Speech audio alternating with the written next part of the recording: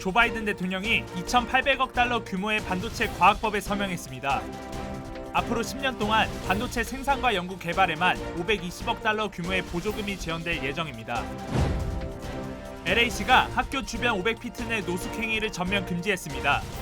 일부 주민들은 근본적인 해결책을 제시해야 한다고 반발했습니다.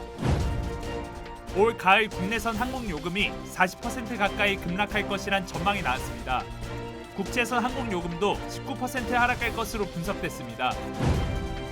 최근 미 전역에서 밥값이 상승한 가운데 주 원인이 식자재 가격 상승이라는 진단이 나왔습니다. 여러분 안녕하십니까? 8월 9일 첫 소식입니다. 조 바이든 대통령이 2,800억 달러 규모의 반도체 과학법에 서명했습니다. 이 법은 중국을 견제하고 첨단 제조업 일자리를 미국으로 다시 가져오기 위한 지원책인데요. 바이든 대통령은 미국에서 미래가 만들어질 것이라고 강조했습니다. 홍지은 기자의 보도입니다. We're leading the world again for the next decades. 조 바이든 대통령이 미국 반도체 산업 지원을 위한 2,800억 달러 규모의 반도체 과학법에 서명했습니다. 앞으로 10년 동안 반도체 생산과 연구 개발에만 520억 달러 규모의 보조금이 지원될 예정입니다. 또 미국의 반도체 공장을 짓는 기업에는 25%의 세액 공제가 적용됩니다. We're going to construct an entire semiconductor ecosystem right here in the United States of America. 1990년대 초 미국의 반도체 세계 시장 점유율이 30%대에서 지금은 한 자릿수까지 떨어졌다며 반도체 메이드 인 아메리카를 선언한 겁니다.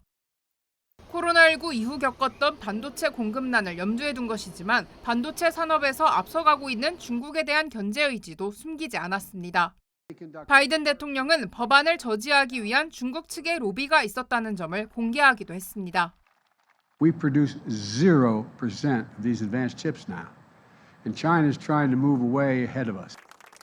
낸시 펠로시 하원 의장은 미국 가정을 위한 고임금 직업이 창출될 것이라고 이번 법안의 의미를 평가했습니다.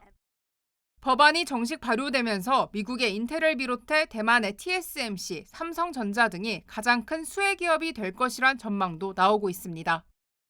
MBC 뉴스 홍지은입니다. LA시가 노숙자들이 학교 주변에 거처를 마련하는 행위를 전면 금지하기로 결정했습니다. 위생과 범죄 예방 그리고 어린 학생들을 위한 조치였지만 일부 주민들의 반발도 거셌습니다. 여준호 기자의 보도입니다. 11 eyes, 3 nose. LA시가 학교 주변의 노숙 행위를 전면 금지했습니다. 팬데믹 이후 도로상에 노숙자들이 급증했지만 학교 주변까지 노숙자촌이 형성되면서 치안과 위생 문제는 물론 아이들의 안전까지 위협한다는 불안이 가중됐기 때문입니다. This is an issue of restoring order and safety among our most precious sites in the city of Los Angeles, our school sites. Our students are already traumatized with socioeconomic issues, let alone they should not be exposed to sex acts. They should not be exposed to open drug use. They should not be exposed to psychotic behavior. 이에 따라 앞으로 노숙자들은 학교나 데이케어 등 모든 교육기관 주변 500피트 내에서 일체의 노숙 행위가 금지됩니다. 소화전이나 건물 출입구, 로딩존 주변의 일정 거리 내에서도 노숙 행위를 할 수 없고 자전거 도로나 휠체어 전용 도로를 막는 행위도 불법으로 간주됩니다. 이번 조례안은 일부 지역에서만 노숙 행위를 금지하도록 한 기존 법안을 더 확대한 것입니다. 학교 주변 노숙자 거주 지역에서 마약이나 폭력 사건이 빈발하면서 좀 더 강력한 제재가 필요하다는 목소리가 지속적으로 제기됐기 때문입니다. 하지만 일부 주민들은 시 당국이 근본적인 해결책을 제시해야 한다면서 시위를 벌이거나 회의장을 점거하는 등 거세게 반발했습니다. Demand permanent housing and then you won't have encampments near your schools. Feels like a simple solution to me. LA시 의원들은 기존 학교 주변 노숙자들은 다른 안전한 주거 지역으로 안내할 예정이라고 전했습니다. 이번 법안은 시장의 서명을 거친 후 늦어도 한 달 안에 시행될 예정입니다. MBC 뉴스 여준호입니다. 올 가을 미국 국내선 항공 요금이 40% 가까이 급락할 것이라는 전망이 나왔습니다. 여행 예약 플랫폼인 호퍼의 데이터에 따르면 오는 9월과 10월의 평균 왕복 국내선 항공료는 $239가 될 것으로 전망됐으며 이는 여름 성수기보다 38% 떨어진 수준입니다. 또 올가을 항공 여행에 가장 적합한 여행지로는 성수기 가격보다 $200 이상 절약할 수 있는 캘리포니아주의 샌디에고와 LA 그리고 유타주의 솔트레이크 시티를 선정했습니다. 한편 연방보건당국이 해외여행에 대한 코로나19 제한을 해제하면서 국제선 항공요금 역시 19% 하락할 것으로 전망됐습니다. 호퍼에 따르면 올가을 스위스 추리행 왕복 항공편은 $691, 인도네시아 발리행 왕복 항공료는 $1,183로 나타났습니다. 여행 전문가들은 국내 여행 시 출발 3주 전 해외여행을 계획할 경우 한 달 전에 항공편을 예약하는 것이 적기라고 조언했습니다. 미국의 전력 사용량이 지난해에 비해 크게 증가할 것이라는 전망이 나왔습니다. 연방에너지관리국에 따르면 미 전역의 전력 소비가 지난해보다 2.4% 더 늘어날 것으로 전망했습니다. 당국은 경제활동이 본격적으로 시작되고 폭염이 이어지면서 전력 사용량이 늘어났고 이를 생산하기 위한 천연가스의 수요도 증가했다고 설명했습니다. 한편 전문가들은 최근 재생에너지 산업 확대로 올여름 늘어난 전력 수요를 충족시킬 수 있었다면서 향후 태양광 발전 등이 크게 성장할 가능성이 높다고 진단했습니다. 최근 미 전역에서 밥값이 무섭게 오르는 주 원인은 식자재 가격 상승 때문이라는 분석이 나왔습니다. 뉴욕타임즈는 노스캐롤라이나주에 위치한 유명 식당의 비용 명세서를 분석하고 인플레이션으로 인한 기본적인 식자재 가격의 급등이 음식값 상승의 주 요인으로 지목했습니다. 예를 들어 한국식 불고기 덮밥의 경우 3년 전 $12가 지금은 $16 이상, 그리고 와인 한 잔도 $16에서 지금은 $20라고 전했습니다. 특히 식자재 가격을 분석한 결과 팬데믹이 시작된 지난 2019년과 비교해 카놀라유는 무려 159%, 고추장 가격은 93%나 각각 폭등한 것으로 나타났습니다. 이어 러시아와 우크라이나 전쟁에 따른 에너지와 원자재 가격 상승, 인력난 역시 밥값 인플레이션을 촉발하고 있다고 진단했습니다. 최근 미국에서는 치솟는 물가로 인해 소고기보다 닭고기가 더 곽광을 받고 있다는 진단이 나왔습니다. 육류 가공업체 타이슨푸드는 최근 물가 상승의 영향으로 소비자들이 소고기보다 상대적으로 싼 닭고기를 선택하는 수요가 늘고 있다고 밝혔습니다. 이와 관련해 통계업체 그로인텔리전스와 달러스에 따르면 조리되지 않은 치킨과 소고기의 1파운드 평균 가격은 각각 $2.70와 $5.40로 2배 가까이 차이 나는 것으로 나타났습니다. 한편 최근 닭고기 수요가 늘고 있는 가운데 치킨 샌드위치의 판매도 증가하고 있는 것으로 확인됐습니다. 캘리포니아주에서 태어난 신생아에게 $100 상당의 학자금 저축 계좌가 개설될 예정입니다. 캘리포니아주 입법부는 대학 진학을 독려하기 위한 학자금 지원 저축 계좌를 제공하는 칼키즈 프로그램을 실시할 예정이라고 밝혔습니다. 칼키즈 프로그램에 따르면 지난달 1일 이후에 태어난 신생아들과 현재 공립학교에 다니는 1학년부터 12학년의 저소득층 학생들을 위한 $100 상당의 대학 저축 계좌가 마련됩니다. 게빈 뉴섬 캘리포니아 주지사는 교육은 모든 캘리포니아주의 아이들에게 주어지는 기회가 되어야 한다며 칼키즈 프로그램의 목적을 설명했습니다. 한편 학부모는 저축 금액을 인출할 수 없고 자녀가 고등학교를 졸업한 후 대학 진학 시에 학비로 처리되는 것으로 알려졌습니다. 연방 당국이 소비자들에게 아마존에서 판매 중인 일부 피부의 점 제거제와 쥐젖 제거제에 대한 유해성을 경고했습니다.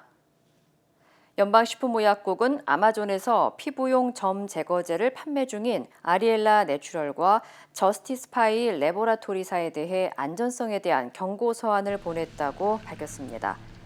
당국은 해당 제품들은 FDA 승인을 받지 않아 안전성이 입증되지 않았으며 이 같은 제품을 판매하는 행위는 공중보건에 위해가 되고 자칫 피부 변색과 감염, 흉터가 남는 등 소비자들의 건강에도 악영향을 미칠 수 있다고 지적했습니다. FDA는 해당 업체들에게 15일 동안의 유예 기간을 주고 제품에 대한 안전성을 입증하지 못할 경우 판매 금지나 제품 압수 등의 조치를 내릴 예정이라고 전했습니다. 전 세계에서 내리는 빗물에서 발암 물질이 발견됐다는 연구 결과가 나왔습니다.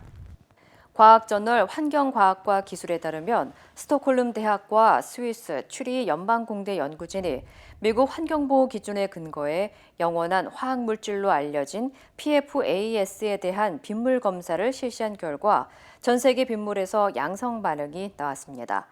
연구원들은 남극에서 티베트 고원까지 전 세계 어느 곳의 빗물에서나 발암 등 건강에 위협적인 화학물질이 다량 포함된 것을 확인했다고 설명했습니다. 특히 미국의 음용수에 대한 가이드라인에 따르면 빗물은 식수로 적합하지 않은 것으로 나타났습니다. 연구진들은 산업화된 지역에서는 빗물을 마시지 않지만 아직도 많은 지역에서는 빗물이 주된 식수원으로 사용되고 있다고 지적했습니다. 캘리포니아주에서 10대 소녀가 실종되는 사건이 발생했습니다. 플레이서 카운티 셰리프국은 지난 6일 16살 키엘리 로드니가 100명 이상의 사람들이 모여 파티를 진행한 프로서 패밀리 캠핑장에서 마지막으로 목격된 후 실종됐다고 전했습니다. 특히 셰리프국은 로드니가 실종된 직후 핸드폰이 꺼져 있다는 점과 차량도 추적되지 않는다는 점을 토대로 유괴 사건으로 보고 수사를 진행하고 있다고 밝혔습니다. I just want my daughter home. I just want to give her a hug. I just want to know where she is. I just want to know what happened. 한편 경찰은 결정적인 제보를 하는 사람에게 $50,000의 보상금을 제공할 예정이라고 덧붙였습니다. 뉴욕의 한 소비자가 스타벅스 망고 음료에 망고가 없다는 이유로 소송을 제기했습니다. 블룸버그 통신에 따르면 지난 5일 뉴욕에 거주하는 조안 코미니스가 스타벅스 망고 음료에 실제 망고 성분이 들어가 있지 않았다면서 뉴욕 맨하튼 연방법원에 스타벅스를 상대로 소송을 제기하고 손해배상으로 $500만 청구했습니다. 특히 코미니스는 과일 성분 대신 설탕과 포도주스 농축액 등 성분을 속여 소비자를 상대로 거짓 광고와 부당 이익을 챙겼다고 전했습니다. 이에 대해 스타벅스 측은 아직 소장을 접하지 못했다며 언급을 거부했습니다. 한편 시민단체 액션 온슈거의 분석에 따르면 커피 전문점 131가지 음료 가운데 스타벅스 음료가 가장 많은 설탕을 함유한 것으로 나타났습니다. 윤석열 정부 첫 한중 외교장관 회담이 어제 중국 칭다오에서 열렸습니다. 사드와 반도체 동맹인 치포 가입 문제 등 민감한 사안들이 많아서 진통이 예상됐었는데 외교부는 우호적인 분위기 속에 공감대를 이뤘다고 밝혔습니다. 베이징에서 이혜인 특파원입니다. 왕이 중국 외교부장은 회담 모두 발언에서 미국의 대중국 포위망을 겨냥한 듯 한중 관계의 미래를 위해 외부의 영향을 받지 말아야 한다고 말했습니다. 안정적인 공급망 확보도 강조했습니다. 面向下一个30年，中韩应当坚持独立自主，不受外界的，应当坚持睦邻友好，照顾彼此的重大关切。 이에 대해 박진 장관은 국익과 원칙에 따라 중국과의 협력을 모색하겠다고 말했습니다. 국익과 원칙에 따라 화이부동의 정신으로 중국과의 협력을 모색해 나갈 것입니다. 회담에서는 북핵과 사드, 반도체 동맹인 치포 가입 문제 등 주요 현안에 대한 논의가 이루어졌습니다. 사드의 경우 입장이 첨예하게 맞서 진통이 예상됐지만 각자의 입장을 개진한 것과 별개로 이 문제가 한중 관계 발전에 걸림돌이 돼서는 안 된다는데 양측이 공감했다고 외교부는 밝혔습니다. 또 반도체 동맹인 치포 예비회의 참석을 중국 측에 통보했지만 국익에 따른 것으로 특정 국가를 배제하거나 겨냥한 것이 아니라고 설명하자 왕 이 부장이 한국이 적절하게 판단할 것으로 기대한다고 말했다고 외교부는 소개했습니다. 외교부는 북핵 문제에 있어서도 중국이 건설적인 역할을 하는데 의견이 일치했다고 설명했습니다. 박진 장관은 회담에서 한류 금지령인 이른바 한한령의 해제와 양국 간 항공편 증편을 요청했고 중국 측이 노력하겠다며 화답했다고 외교부는 밝혔습니다. 당초 2시간으로 예정됐던 이날 회담은 논의가 길어지면서 3시간 20분 동안 진행됐습니다. 베이징에서 MBC 뉴스 이혜인입니다. 윤석열 대통령은 어제 취임 뒤 처음 맞은 재난 상황 대응에 부심했습니다. 용산 지하벙커에서 집중호우 점검회의를 가진 데 이어 대통령실 청사에서도 도심 침수 대책 회의를 주재합니다. 신수아 기자입니다. 윤석열 대통령은 어젯밤 용산 대통령실 지하벙커인 국가위기관리센터에서 집중호우 점검 화상회의를 가졌습니다. 한덕수 총리가 밤 9시 반쯤부터 30분간 정부 서울청사 중앙재난안전상황실에서 주재한 관계기관 회의에 참여한 겁니다. 윤 대통령은 호우가 집중된 수도권과 충청권의 피해 상황과 복구 현황, 지하철 운행 상황 등을 최종 점검한 뒤 철저하게 대응하라고 지시했습니다. 한 총리도 새벽 사이 폭우 가능성에 대비해 인명피해와 재산피해를 최소화할 수 있도록 대응하라고 정부에 당부했습니다. 윤 대통령은 회의를 마친 뒤 용산 집무실에서 퇴근해 서초동 사저에서 상황 보고를 받았습니다. 이어 오늘 오전엔 용산 대통령실에서 하천 홍수 및 도심 침수 대책 회의를 주재합니다. 어제 윤 대통령은 폭우로 일가족 3명이 숨진 서울 관악구 반지하 주택 현장을 찾았습니다. 저지대의 하천 범람으로 피해가 커진 만큼 하천 수위를 점검하는 시스템을 확충하고 취약계층의 주거 안전에 대한 근본적 대책 수립을 지시했습니다. 신림동 좀 도지되면은 괜찮은데 지하에서 여기는 지금 저지됩니다. 자체가 저지되다 보니까 서초동에 우리 제가 사는 그 아파트가 전체적으로는 좀 언덕에 있는 아파트인데도 거기가 1층이 지금 물이 들어와가지고 침수의 정도니. 앞서 윤 대통령은 정부 서울청사에서 긴급 점검회의와 국무회의를 잇따라 열어 신속한 복구와 선제적 대응을 지시하기도 했습니다. 산사태 취약지역, 저지대 침수 우려지역, 이런 위험지역에 대한 선제적 통제를 실시하고 도로 통제 정보를 국민들께 신속히 안내해서 정부 여당은 오늘 국회에서 긴급 당정회의를 갖고 피해 복구를 위한 예산 지원 문제도 협의합니다. MBC 뉴스 신수아입니다. 서울 강남역 인근에서 1시간 20분 만에 4명이 실종됐습니다. 곧바로 구조가 시작됐지만 급류에 휩쓸린 데다 배수 장비도 부족해 어려움을 겪고 있습니다. 이유경 기자입니다. 서울 서초구의 한 사거리. 소방대원들이 횡단보도 옆에 있는 배수로 시설 뚜껑을 열고 내부를 살펴봅니다. 실종자를 찾고 있는 겁니다. 근처 맨홀에 사람 2명이 빠졌다는 신고가 접수됐습니다. 폭우로 배수관이 역류하면서 맨홀 뚜껑이 열렸고 그 안으로 사람들이 휩쓸려 들어간 것으로 추정됩니다. 119 특수구조대가 수중 로봇까지 투입했지만 실종자는 아직 찾지 못했습니다. 한강까지 이어지는 맨홀이거든요. 지금 비가 계속 오고 있고 유속이 빨라가지고 사실 우리 구조대는 안에 들어갈 수가 없는 상황입니다. 인근 상가 건물. 지하 주차장 입구 쪽으로 주황색 소방 구명보트가 들어갑니다. 지하 1층으로 내려가는 계단에서 한 남성이 급류에 휩쓸려 실종됐다는 신고가 접수된 겁니다. 배수 작업이 계속되고 있지만 지하 주차장에 가득 찬 물을 빼기엔 역부족입니다. 소방대원들은 구명보트를 투입해 구조 작업을 이어가고 있습니다. 하지만 지하 1층부터 지하 4층까지 채운 물이 줄어들지 않아 진전이 없었습니다. 인근 빌딩 지하 2층 주차장에서도 상주하던 직원이 실종됐습니다. 건물 안으로 물이 들이치자 주차된 차량들을 확인하려다 급류에 휩쓸린 것으로 보입니다. 지하 2층에 지금 물이 많이 고인 상태라 차가 몇 대 있는데 지금 같이 막 부딪혀갖고. 서울 강남역 인근 반경 300m 지점에서 단 1시간 20분 만에 4명이 실종됐습니다. 새벽부터 실종 현장마다 배수 작업을 시작했지만 물 빼는 속도보다 내리는 비가 많아 구조에 시간이 걸리고 있습니다. MBC 뉴스 이유경입니다.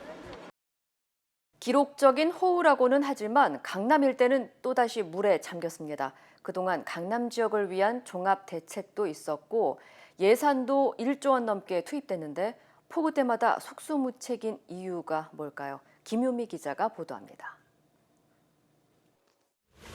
서울 강남 일대는 큰 비가 올 때마다 어김없이 물에 잠겼습니다. 2010년 추석 연휴 첫날 강남역 일대는 물론 고속터미널까지 침수돼 교통이 마비됐습니다. 2011년과 2020년에도 마찬가지였습니다. 강남역 일대는 주변보다 지대가 10m 이상 낮습니다. 주변 신사동과 양재역, 역삼역에서 흘러온 빗물이 항아리처럼 모입니다. 그러다 보니 툭하면 저수 용량을 넘어서고 하수도에 모여든 물의 압박으로 맨홀 뚜껑이 튀어오르면서 역류합니다. 비가 올 때마다 물바다가 되는 이유입니다. 한두 대가 아니야. 지하실에도 물 빼내는 거가. 서울시는 2015년 종합배수 개선 대책을 발표했습니다.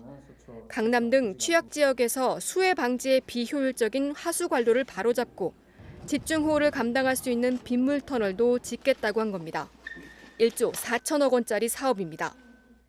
산술적으로만 본다면 20년에 한 번 올 수 있는 정도의 폭우가 내려도 감당할 수 있는 수준이 되는 겁니다.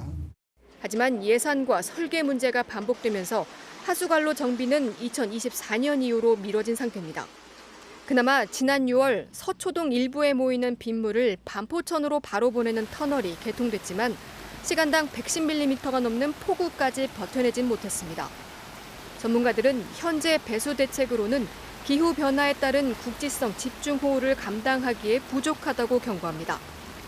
50년 동안 서울 시내에 100mm 이상 강우가 온 게 벌써 6번째입니다. 앞으로 더 자주 올 수 있다는 얘기고 방제 상용 목표를 기후변화에 대비해서 좀 적극적으로 할 필요가 있다. 단기간에 배수시설 확충은 쉽지 않기 때문에 하수구나 배수관에 버려진 쓰레기를 치우고 관계시설을 정비하는 것도 큰 도움이 된다고 전문가들은 조언했습니다. MBC 뉴스 김유미입니다. 사퇴한 박순애 교육부 장관은 마지막 순간까지도 학제 개편 방침을 철회하지는 않았는데요. 교육부가 사실상 폐기 방침을 밝혔습니다. 임소정 기자입니다. 박순애 장관 사퇴 직전까지도 만 5세 입학에 대해 예정대로 공론화 작업을 하겠다고 밝혔던 교육부. 다시 입장을 묻는 질문에 다른 대답을 내놨습니다. 이 자리에서 폐기한다, 이제는 더 이상 추진하지 않겠다라는 말씀을 드리지 못하지만 현실적으로 추진하기 어려워졌다는 판단을 하고 있습니다. 학제 개편안을 발표한 지 11일 만에 사실상 폐기 입장을 밝힌 겁니다. 관련 내용은 하루 전에 이미 업무 보고 자료에서도 빠졌습니다. 대신 학생들이 원하는 방과 후 과정을 추가 개설한다는 초등 전일제 학교와 초등 돌봄 교실을 확대 운영한다는 내용이 새로 추가됐습니다. 대통령 업무보고에서 주요 추진 과제로 정한 내용이 바뀌는 건 매우 이례적으로 여론을 수습하기 위한 것으로 분석됩니다. 근본적인 목적은 사실 그 교육에 대한 국가 책임을 강화하자는 그런 취지이기 때문에. 하지만 대통령실이 장상윤 차관에게 전달한 쪽지가 카메라에 포착되면서 또다시 논란에 불을 붙였습니다. 권성현 대통령실 교육비서관의 이름이 적힌 쪽지에는 상임위에서 취학 연령 하향 논란 관련 질문에 대국민 설문조사나 학제 개편은 언급하지 않는 게 좋겠다고 적혀 있었습니다. 차관은 여기 와서 그냥 허수아비 노릇하고 컨트롤 타워는 대통령 비서관들이 그 배후에 있다는 것이거든요. 그거는 그 의견일 뿐이고요. 제가 그 판단해서 답변을 하면 되는 겁니다. 메모 쪽지 4번 야당 의원들은 쪽지 4번 제출을 요청했고 여당 의원들이 이에 반발하며 설전이 벌어지기도 했습니다. 장 차관은 또 김건희 여사의 논문이 표절이 아니라고 판단한 국민대 판정에 대해 대학의 검증 시스템을 존중한다고 밝혔습니다. 이에 대해 야당 의원들은 감독기관으로서 맞는 태도인지 의문이라고 질타했습니다. MBC 뉴스 임소정입니다. 국민의힘이 오선의 주호영 의원을 비상대책위원장으로 임명했습니다. 주 의원의 비대위 첫째 임무로 당의 갈등과 분열 수습을 꼽았는데 대표직에서 강제로 물러나게 된 이준석 대표는 법적 대응 방침을 재확인하며 당내에서 싸우겠다는 뜻을 밝혔습니다. 구민지 기자입니다. 집권 석 달 만에 여당인 국민의힘이 주호영 비대위 체제로 전환했습니다.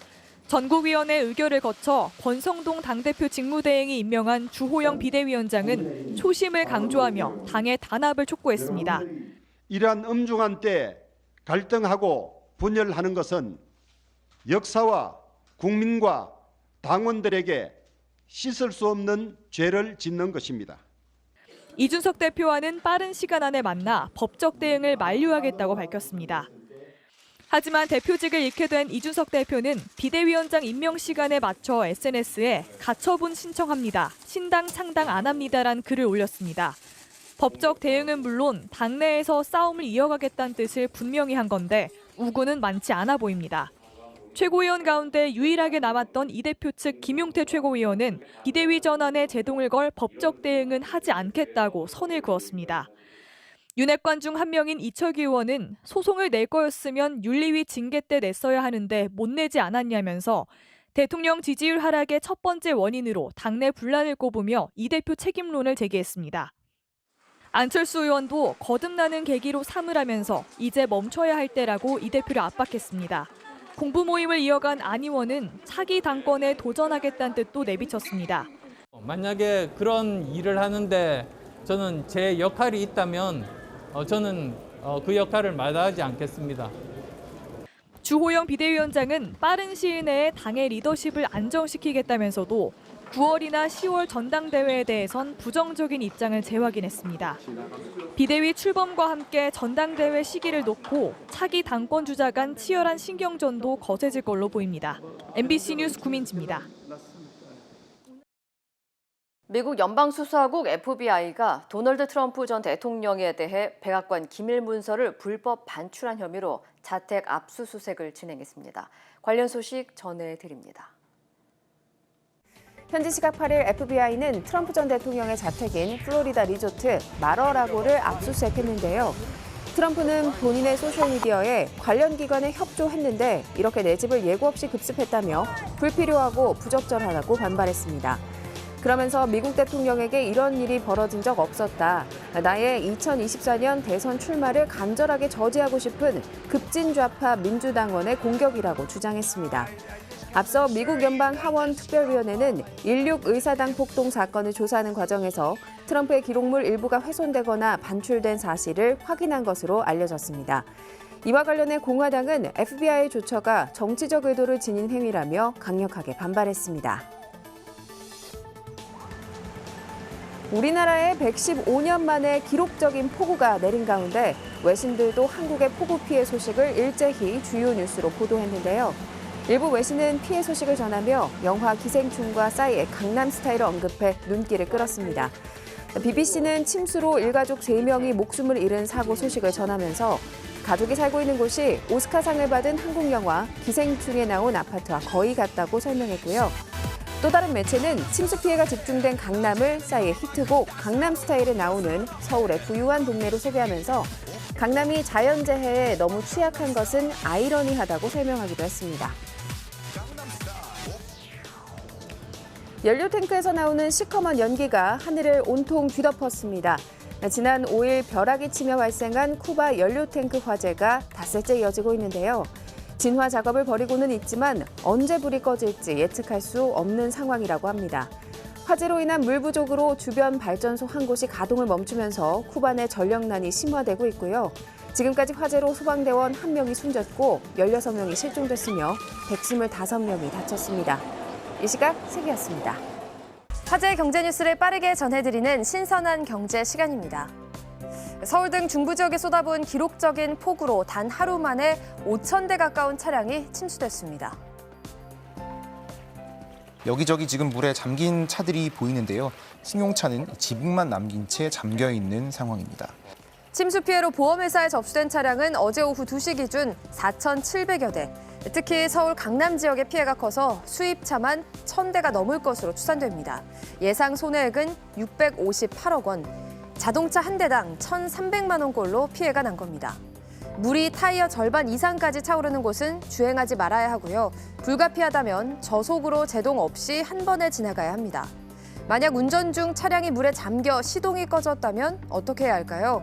다시 시동을 걸면 엔진과 주요 부품에 물이 들어가기 때문에 시동을 켜지 말고 견인하는 게 낫고요. 특히 침수된 전기차는 더 주의해야 합니다. 물이 빠진 뒤에도 고전압 케이블과 커넥터, 배터리는 직접 만져서는 안 됩니다.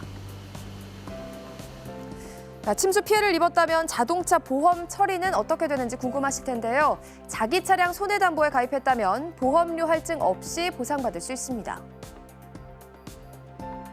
다만 차 안에 놔둔 물품은 제외됩니다. 창문이나 선루프를 열어놔서 빗물이 들어갔거나 통제 지역을 진입했다가 물에 잠겼다면 보상을 받을 수 없습니다. 운전자 과실로 보기 때문인데요. 현대와 기아차, 쌍용차 등 차량 제조사들도 수리비 할인 서비스를 제공한다니까요. 확인하시기 바랍니다. 금리 인상과 대출 규제 강화로 부동산 매수 심리가 얼어붙었는데요. 매매 시장의 활성화를 보여주는 지표가 9년 만에 가장 낮은 수준을 기록했습니다. 아파트 같은 집합 건물의 거래 회전율을 보면요. 재작년 12월 0.95%까지 치솟았다가 지난달 0.41%로 절반 수준까지 떨어졌습니다. 부동산 매매가 만 채 중에 41개에 그쳤다는 건데요. 9년 6개월 만에 최저치입니다.